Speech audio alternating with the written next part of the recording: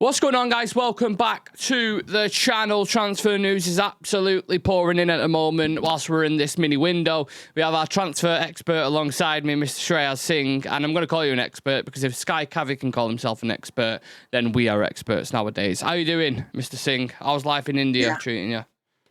Yeah, doing fairly well. The heat wave is here quite badly. It is 42 degrees right now. So hopefully, with the temperature that's rising, hopefully United get cracking on the outgoings and we can see some hot sales pretty soon. Yeah, with that kind of weather, you'd expect some of these to be bathing in the sun.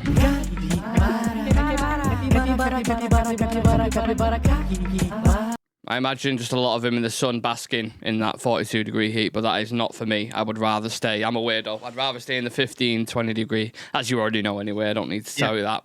Anyway, let's get the topics on the screen. We won't be discussing weather, but we will be discussing Mbeumo to Spurs. Could there be a fork in the road for Man United? We'll discuss those details. Also, United have contacted Viktor Gyokeres' camp to see what the situation is. How can we go about a deal? We've got news on official players leaving the club. That's just come out in the past hour or so. And we've got a couple of extra bits as well in terms of the next kind of priority positions moving forward. But before we get into that, let's discuss this Mbeumo situation, Shreyas. We was discussing before in the WhatsApp, the famous WhatsApp chat, that we don't know what kind of time this bid's going to go in, what's going on with it. It seems to have gone very quiet. And again, coming out from Sky Sports, it says that despite reports suggesting Thomas Frank will try and tempt Bryan Mbeumo to go to Spurs, if he takes over as their new head coach, it's understood the player wants to join. United are expected to go back in with an improved offer for Bryan Mbeumo and remain optimistic a deal can be struck. But if a deal can't be struck, is that going to be in the back of your mind, this thing with Thomas Frank and Spurs? It in some capacity, yeah. But one thing that I'm still quite optimistic about in this deal is that the player prefers Manchester United over all the other clubs. So that is something that has put United in pole position in comparison to the other clubs that are out there. And besides that as well, I think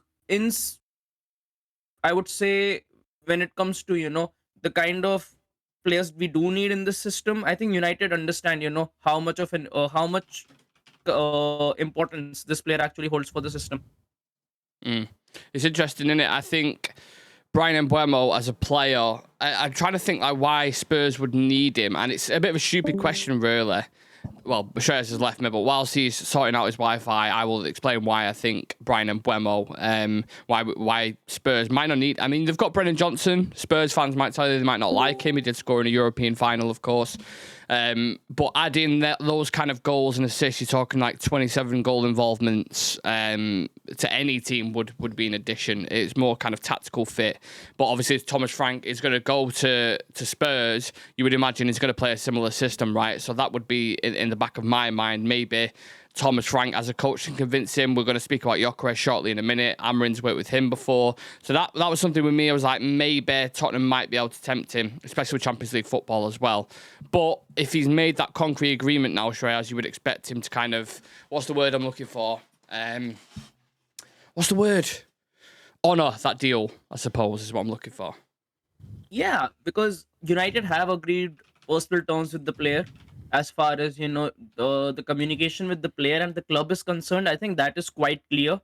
And I think again there is definitely in some capacity it is in the back of my mind as well that if Thomas Frank moves to Spurs put in like a 70 or 75 million offer for someone like Mbeumo, maybe it's not completely out of the realms of possibility that it will never happen or it won't happen.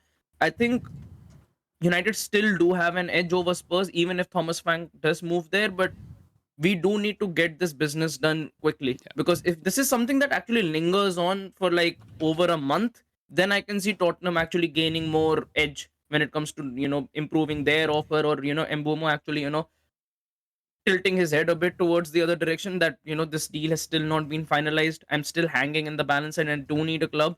So if we can get it done, I would still say if United can get this done within the next 2 weeks, I think it will still be quite all right. I think the only issue right now is to sort out a transfer fee for a player. What should the realistic expectations be, do do you think, for him coming in at United? Would you, let's say, for example, would you expect a similar season that he's just put out for Brentford, or would you lower expectations? I would lower my expectations a little bit, because again, he's moving to a club where I think people also still need to realize that all the elements that will be in that attack will be playing with each other for the first time. Mbeumo, Wissa, and Shada have had formed such a great partnership in that Brentford front three that every single one of them knew where they would be located whenever they were on the counter. And same goes for Damsgaard in that system as well. He knew where to find these players in the right moments at the right times. So now at United, Cunha is someone he hasn't played with. Gyökeres won't be someone he has already played with. Bruno is not someone he's already played with. So I think it will get him time to understand the dynamics and again in what role he might be playing, because we might see him playing as a wing back in a lot of games as well. Maybe he plays as a 10 in set games. So I don't think that he'll have another 25 or 27 goal contribution season, but yes, I still expect him to pop up with around at least 15 or 20 goal contributions in total, because I think as a player he's quality. Yeah, the argument I've seen online with both Cunha and Mbeumo is that they are both overperforming on their XG, for example, right? So this is looking at or looked at by peers and players and coaches around them, saying this is their best season that they will hit. It's almost like a spike in that sense. But I was watching a video before with H and Usman, I think his name is. Sorry if I got it wrong. On the Overlap, who do tactical analysis of him. And he was saying a lot of Mbeumo's goals do come from transitional moments. So maybe, I don't know if Ruben Amorim is going forward going to be this kind of transitional team, but it certainly feels like a fit, doesn't it? It just seems like Cunha and Mbeumo are the exact prototype of players that we need in those kind of areas. People who can take it with the back to goal, carry the ball more importantly from one end to the other, beat a couple of people, and then either put a cross, a deadly cross, creative pass, or get that shot off, because it's like that, innit? Like Garnacho and whoever's been playing on the right. Who's been playing on the right for us? I can't even think, because Ahmad's been out, hasn't he? So Bruno's played there, Xerxes played there, Mount has played there. It's been chopping and changing every single time. There's been no consistency there whatsoever, has there? And there's been no one of that kind of prototype. So I just think that would make such a difference, won't it, having those two in those tailor-made roles for him, both. Yeah, and I think, yes, he does. He might get most of his goals when it comes to transitions. But in this team, I think with the kind of players we need in those inside 10 positions, you need players who are confident when it comes to their 1v1s. You need players who have no hesitation and when it comes to their decisiveness inside the box, they are quite clear. There is no hesitation. And both Cunha and Mbeumo fit into those sort of categories. Very great when it comes to their 1v1s, very dynamic as wingers as well as 10s. And at the same time, when it comes to their 1v1s, they are both probably the worst players that a keeper would want to actually come up ahead in a 1v1. If you take Cunha, if you take Mbeumo, because they're both quite clinical when it comes to their moments and their opportunities. And if you have to compare it to the players that we've already got, like Garnacho has had I don't know how many opportunities and he's converted only like 5 or 6 of them. So if you put Cunha in those moments where Garnacho is there, we'll have a lot more goals than what we scored last season. And on the same side, when you put someone like Mbeumo on the right hand side, something that we've said a lot, that our players don't know where to be in the box when the ball is being played in or the low crosses are being played in. No one is just there to actually receive it and actually take a shot. These two players know where they have to be in and around the box to get the most out of the opportunities they get. Yeah, it's all about patterns in it and playing consistently. Like you said, because United tend to chop and change so frequently, you can never really develop that chemistry and that style. Whereas if you have Ahmad and Mbeumo on one side frequently, you have Dorgu and Cunha on one side frequently, I see that as really progressive and progression actually on the pitch as well. I think there's a lot of people who have been slagging off Dorgu, and we slightly touched on it yesterday, but I think I saw a stat the other day that he's ranked number 1 for most progressive carries, which is really important for wing backs. I think obviously Ahmad, we know he's a very attacking kind of wing back as well, which we need. So I think the whole attacking dynamic is going to shift completely. Yeah. And that also includes with players like Viktor Gyokeres. Now, Sky Sports, again, been very, very busy, saying that breaking news, United have made an initial approach for sporting striker Viktor Gyokeres through intermediaries. United are exploring the conditions of a potential deal with Ruben Amorim, a big admirer of Gyökeres, obviously, because he's worked with him again. But one question I find asking myself is, how is this feasible? I know we've seen the PSR calculations, and it seems like we're in the green and top 5 teams, I think, in terms of spending money. But if you're bringing in Mbeumo, who's going to cost you 60, Cunha's going to cost you 60, plus the 150 to 200 grand a week wages, I've seen we may have to sell to buy. So can you still see perhaps this deal dragging on a little bit? I think the striker deal will drag on. Yeah. Because even from Ineos's perspective, I can clearly say that they want Gyökeres over Mateta or any other player. I think he's their first preference, because if Delap didn't move to Chelsea, I think we would have probably gotten that deal over the line and Delap would have been a United player. But maybe that's Chelsea a blessing in disguise, Shreyas. I take that as a blessing in disguise. I never wanted Delap to be the only striker who comes in, because it would once again be a similar case to Højlund. Comes in, bright spark, glimpses, second season completely falls apart because of the mountain of pressure of, carrying that mantle of being the number 9. So I wanted someone like Gyökeres. My first preference was always someone like Osimhen, but again, financially not as feasible. If we would have gotten it over the line, and I know Osimhen would have, completely torn apart the league at United. Mm-hmm. But I still think that, considering what this team really needs at this moment, and that is someone who can get the goals, no matter how, I think Gyökeres is definitely my first choice, and by the looks of it, also Ineos's and Amorim's first choice as well. And I think the only, it will take some time. I think they'll assess more options as well. If we are not able to get Gyökeres, someone who can come in and do even be a stopgap signing for us going into next season. I think outgoings are definitely going to play a big role as to, how much we can play when it comes to getting a striker, as well as a midfielder, as well as a wing back, as well as a goalkeeper. So there are still 3 to 4 positions you need to look at, but I think striker and midfield, I think striker and goalkeeper, by the looks of it, are more important when it comes to Ineos's perspective, because at least we're seeing, links to goalkeepers, links to strikers. We're not hearing anything when it comes to midfielders. But how realistic is it, though, given the nature of how it usually goes in transfer windows? Like, we know we all have hopes of, if we could just sell this player and do that. Like, what gives you more hope now to say that, we're actually going to sell these players? I think Garnacho will be sold, because there are a lot of suitors for him. Leverkusen want him. There are still genuinely a lot of interested clubs within the Prem itself who want to take Garnacho. So even if you get 45 to 50 for him, with how FFP works, I think it gives us a lot of financial legroom to play with. The same goes for Rashford. If we are able to even get 35 to 40 for Rashford, if we only are able to offload Garnacho and Alejandro Garnacho, I think it will help us get all of the signings we possibly need. On top of that, I hope so, if Al Hilal do end up getting Sancho, takes a lot out of our hands when it comes to wages as well. Anthony, I think, will be sold as well, because he has impressed a lot of teams during his stint at Betis. Betis desperately want to keep him as well. So I don't know how much we'll be able to get for him, but I do know United are right now desperate when it comes to outgoings. So maybe, Napoli are still interested. Arsenal and Chelsea are still interested in Garnacho as well. So maybe, and Leverkusen, Ten Hag wants him back. So would you sell him to a Premier League club, though? Garnacho, yes, definitely. I think it might come back to bite us in the Prem. Right now, I don't think United are in a position where they can go, we'll not sell to you.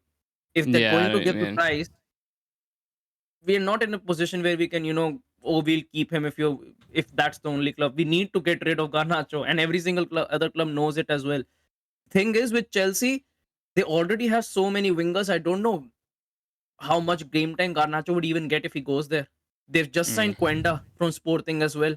They've already got Madueke. They've already got the likes of Pedro Neto and tons of other wingers already there. When you look at Arsenal as well, I think if Garnacho goes there, he'll definitely have an impact, no doubt about it. But I don't know if his numbers are going to get any better, because when it comes to his decision making inside the box, I'm not sure if he's better than Is the he likes not of just Saka. it's not just another Martinelli, basically? Because Martinelli's super talented, right? Yeah, But Martinelli gets into a lot of similar positions and misses a lot exactly. of opportunities as well. So it just feels like a prototype of him, right? I'm not saying they're exact same And players. that's why I was just not too convinced that Arsenal were in the running for him, because I thought if they're going to be getting someone to, possibly replace Martinelli, they would want someone better. And I see Mm, Martinelli and Garnacho being of the same mold. I think yeah. Trossard has actually been more effective from that left spot, because when it comes to football IQ, he's much more smarter than Mm. Martinelli. But I think, and I don't believe Arsenal are actually in for him. But I think if Chelsea are in for him, we should definitely take the offer.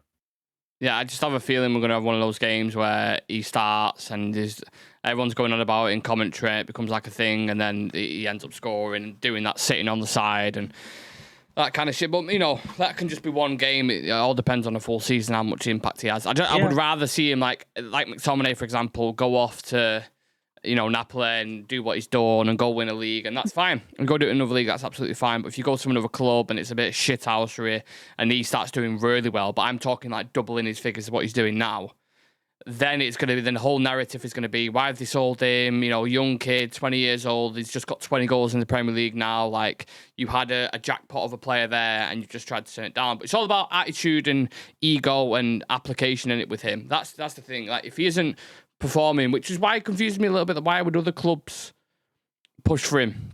Do you know what I mean? I know there are certain coaches who think, well, I can take a player like that and I can get the best out of him. But it just seems like that's ingrained in his personality, that he is that kind of like egotistical player, and I don't know if that'll ever come out of his game. That's what I'm worried about with him. But anyway, yeah. it's Garnacho in it. We'll see what happens with that. But sorry, we got sidetracked there. We said to speak about actual Viktor Gyokeres. Is he your number one, Shreyas? Is this like, yes, you've seen this news now, you're like, we need to get this deal done, absolutely. And Yeah. with that, with those three players, if it is Mbeumo, Cunha, and Gyökeres, expectations for those three? Expectations are going to be quite high. Like, Yes. no doubt about it. We would want 50 or 60 goals coming. If you add their whole tally up next season, you would want at least 50 goals out of them, because 100%. all three of them are quality. And Yeah. Gyökeres is definitely, one of those players who I would say, if Liverpool get him, it's done. If Arsenal get him, it's done, because he has, that sort of potential. And on top of that, he has the right kind of mentality as Mm-hmm. well. And I think if you get him in at United, you've got the likes of Mbeumo, you've got the likes of Cunha. On top of that, you've already got Ahmad. You've got, I know, not a a favorite of a lot of United fans right now, but I still think someone like Mount will have an impact next season as well. I Mm-hmm. think injuries haven't really been kind to him, but honestly, take that final away for now. That Tottenham final we had, none of the players were decent in that game. Mm. Apart from that, whenever I've seen him as quite a bright spark whenever he's on the field. And I think definitely there's a player there. If he's able to stay fit next season, we could possibly see him playing a lot of games next year. And Bruno's definitely going to be there as well. So you've already got massive players when it comes to creating opportunities for you. So I Mm. expect Cunha and Mbeumo, and if Gyökeres comes in, then Gyökeres to actually deliver for us when it comes to goals, because it's been quite some time that I've seen United scoring like even 60 plus goals in one Prem season for quite some time. So it's going to take us some time. I'm not saying that even if we get Gyökeres, then top four is nailed on, but I would like us to see at least some more exciting football. I would like Mm. us to work on the mistakes that are there, when it comes to spaces being left in behind us, getting completely ripped apart every single game, and at least see some sort of clinicality and smartness from our forwards while we are moving the ball forward. You would actually expect our goals to double as a team, wouldn't you, in reality? I mean, we scored 44 goals the season just gone.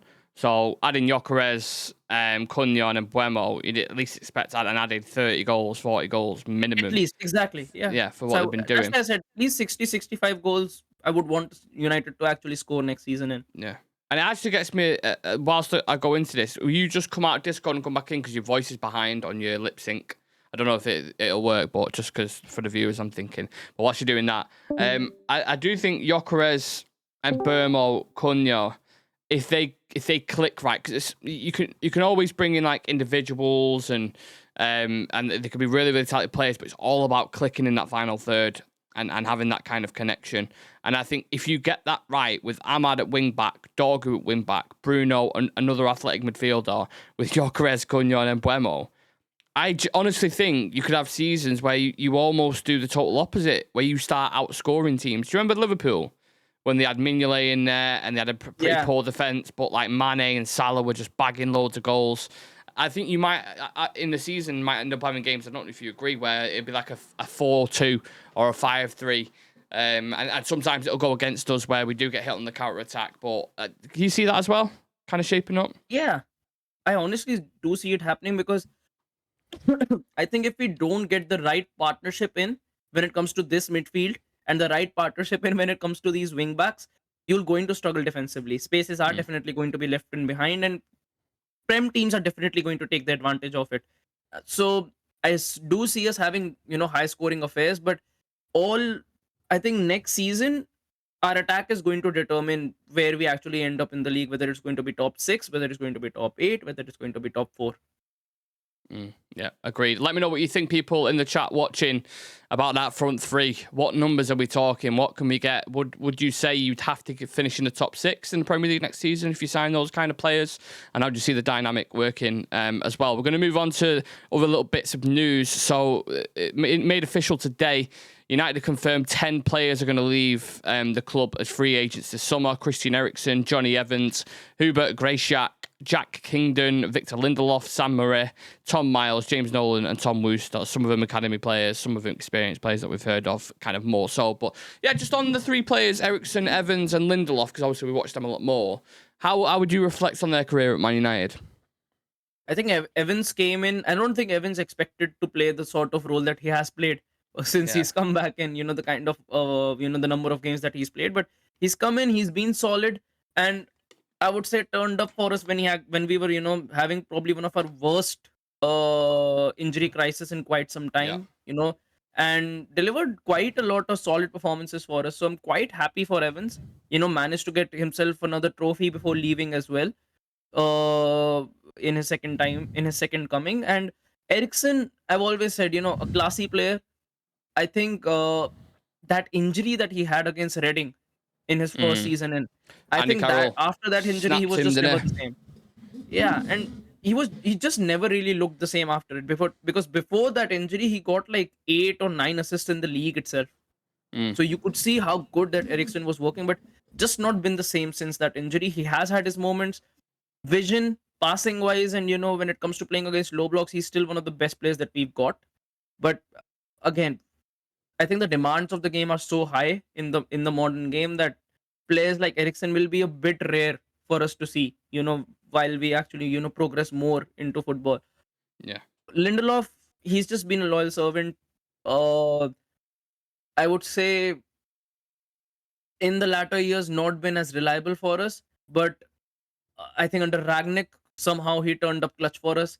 I think during Ten Hag's, I think it was first season, he had a bit of a revival as well during the second half of the season. So he has had his moments and glimpses. But yes, apart from that, he's again probably one of the players who I would still say, overstayed their tenure at United. I think United should have been a lot more smarter with Victor Lindelof, and probably would have gotten a bit more cash out of him as well if they sold him at the right time, because you just can't keep having players around when you know that they're not good enough.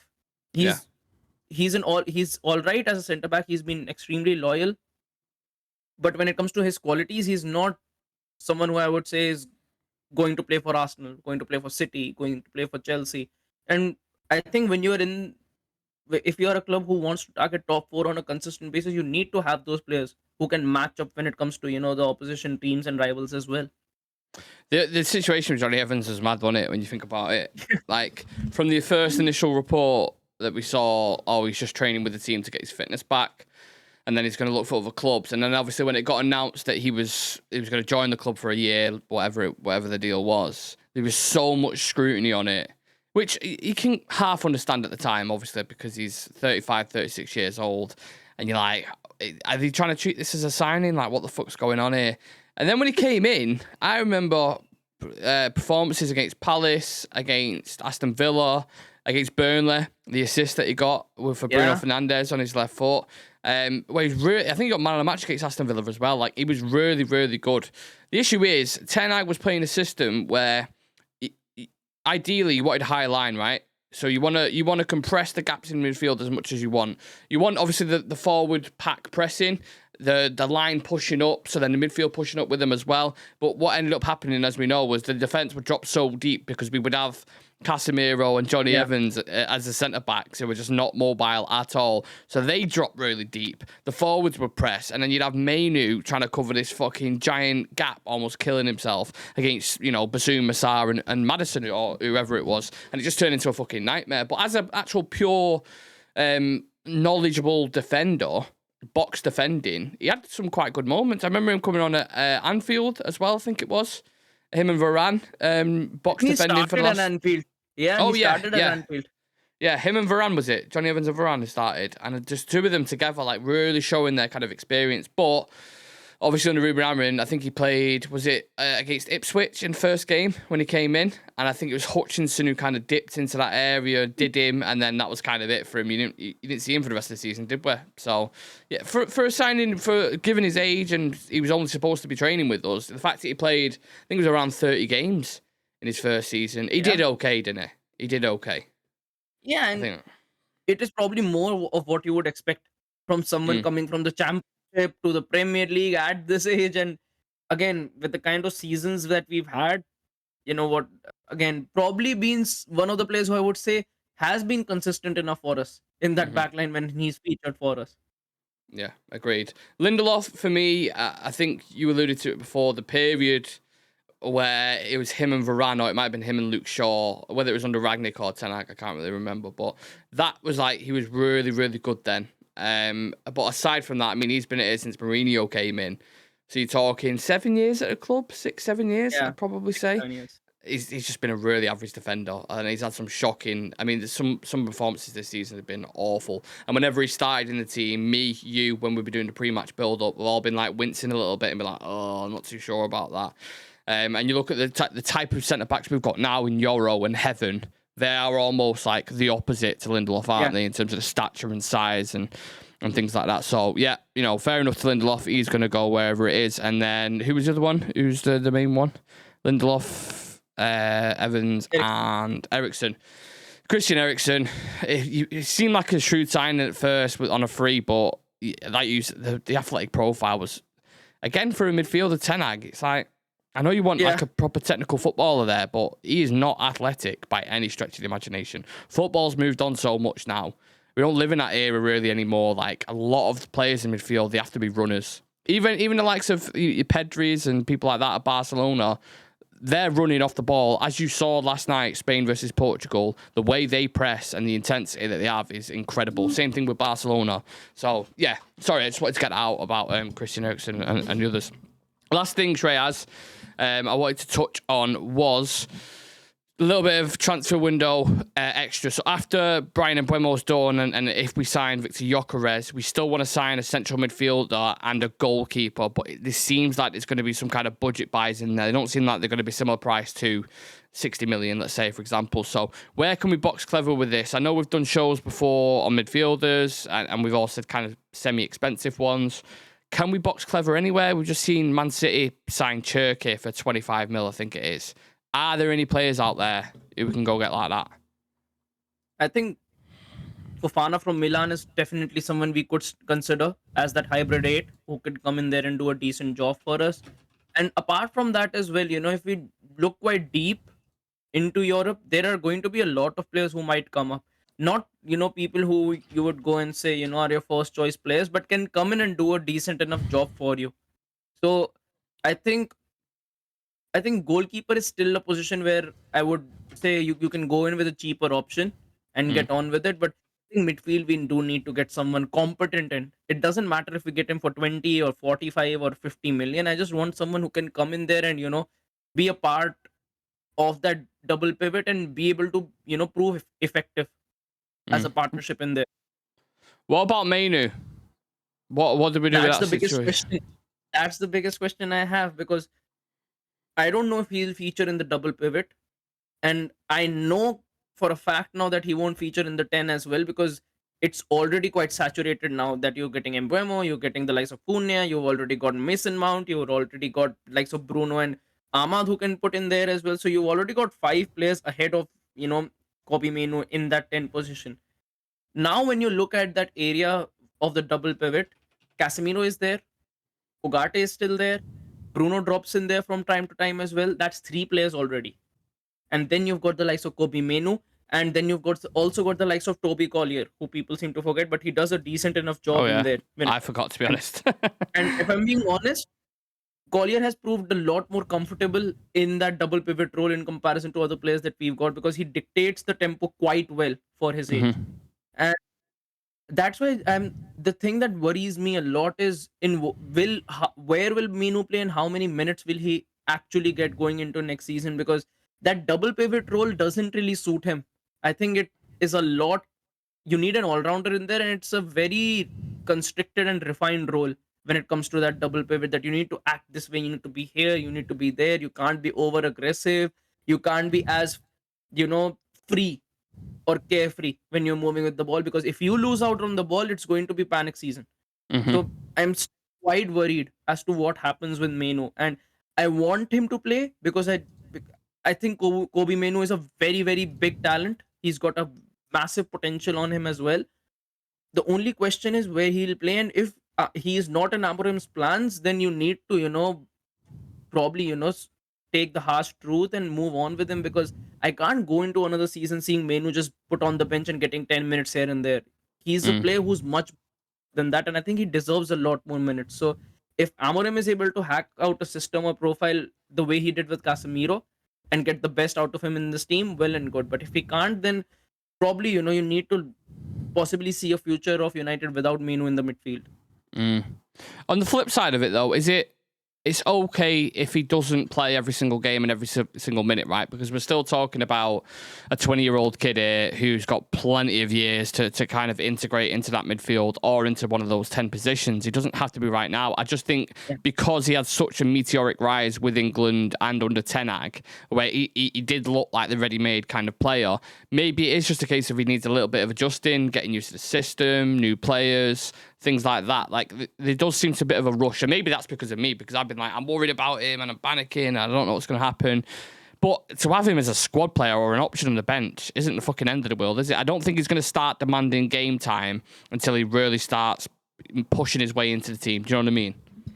Yeah, definitely. But again, what really concerned me last season was that in the last 20 or 25 games that we had, Kobe Menu started only 3 games. And considering we already had an injury crisis and he was picking the likes of Eriksen ahead of him, that something that I saw. He's probably picking every possible player he possibly can rather than picking Kobe Menu. And that's why I think, even next season, Kobe Menu definitely, he's too young, and I don't want him playing like 38 games of the season. But I would still at least want him to feature for like 10 or 15, 10 or 15 of them. And whenever he's playing, at least, get him in half an hour, get him 35 minutes so that you can actually see him on the pitch. Menu, barring that one goal against Lyon, was completely non-existent in the second half of last season. That's why I'm just concerned, because again, if he works out in the system, you've got a midfielder for the next 10 seasons. But if it doesn't, then you need to think about alternatives. I think an interesting question to ponder would be, would Amorim recruit that type of player that he is if he was if he was at Sporting Lisbon, or say he was at another team with a big budget? Would he go and buy a Kobe Menu? I'm not sure if he would or not. That's the only thing. But maybe with a pre-season, maybe working with him, you can find an area where you can really get the best qualities out for it, hopefully. Because I do really like Menu, and I think he's super talented. And if we end up selling him, I think that'd be a real shame, especially with Garnacho going as well. You need to keep all these kind of players. I think with Garnacho, I don't think it will hit us as much. But if Menu moves to a rival Prem club, we'll see it. Because he's got natural talent on him. Yeah, I agree. Let's see what happens. Look, a quick transfer news show for you guys today. It's not... we don't know what's going on at the minute. There's multiple different things being reported. Journalists are getting wires crossed. And Mbeumo, I would probably expect still to happen. I don't think the Spurs thing should be anything to worry about. Viktor Gyokeres, I think wait until an Anthony, Sancho or Garnacho goes, and you'll start to see real traction on that. We spoke about players who are leaving already, so that's going to happen. That'll free up quite a lot of wages on the bill. And then we'll start kicking on with your midfielders and goalkeepers, hopefully. So, yeah, turn on that notification bell so you do not miss a thing. If you would like to subscribe to the channel, that would be really nice of you. So, yeah, click that subscribe button. Smash the like on the video. And, yeah, me and Shreyas will see you guys in the next one. Appreciate you all. Take care. See you in a bit.